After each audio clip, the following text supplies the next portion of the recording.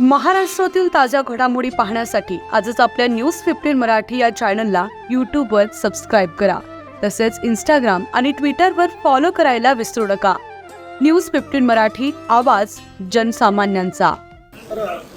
तुकडाबंदी संदर्भात एक महत्त्वाचा निर्णय झालेला आहे राज्यामध्ये. काय निर्णय आहे आणि कशा प्रकारे अंमलबजावणी? या अधिवेशनापूर्वी या राज्यामध्ये नागरी क्षेत्र जे आहे म्हणजे महानगरपालिका, नगरपालिका, नगरपंचायत, PMRDA, NMRDA या भागामध्ये जे नागरी क्षेत्र तयार झालं, नागरी क्षेत्रामध्ये लोकांनी प्लॉटिंग केलं आणि प्लॉटिंग करताना 1 गुंठ्याचा प्लॉट केला, 2 गुंठ्याचे प्लॉट केले.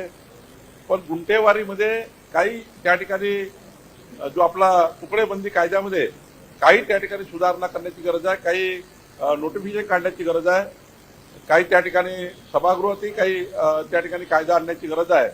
या अधिवेशनामध्ये आम्ही राज्यातल्या जवळपास 2 लाख ग्राहक याच्यामध्ये आहे, ज्या ग्राहकांनी प्लॉट घेतले पण त्याचा रजिस्टर होत नाही, ज्या ग्राहकांनी प्लॉट घेतले पण रिसेल करता येत नाहीये, असे ग्राहक आहे. याचाही एक विचार म्हणजे 2 ते 2.5 लाख लोक याच्यामध्ये फसलेले आहेत. 1 गुंठा तुकडेबंदी झाली तर त्या प्लॉट धारकाला फायदा होऊ शकेल.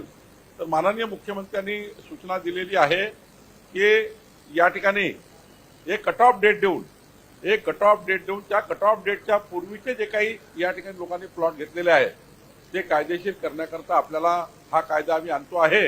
याचा फायदा 2 लाखाच्या वर नागरिकांना होणार आहे. लवकरच या ठिकाणी तुकडेबंदी कायद्यामध्ये सुधारणा येणार आहे. याचे आम्ही काम करतो आहे. आम्ही आत्ताच या राज्यामध्ये 1 डिस्ट्रिक्ट 1 रजिस्ट्रेशन केलेलं आहे. एका जिल्ह्यातल्या कुठल्याही भागातली रजिस्ट्री नोंदणी कुठल्याही कार्यालयात जाऊन करता येतं. त्या तालुक्यात जायची गरज नाही. कुठल्याही तालुक्यातनं कुठली नोंदणी करता येतं. त्यामुळं तेही एक महत्वाचं आहे.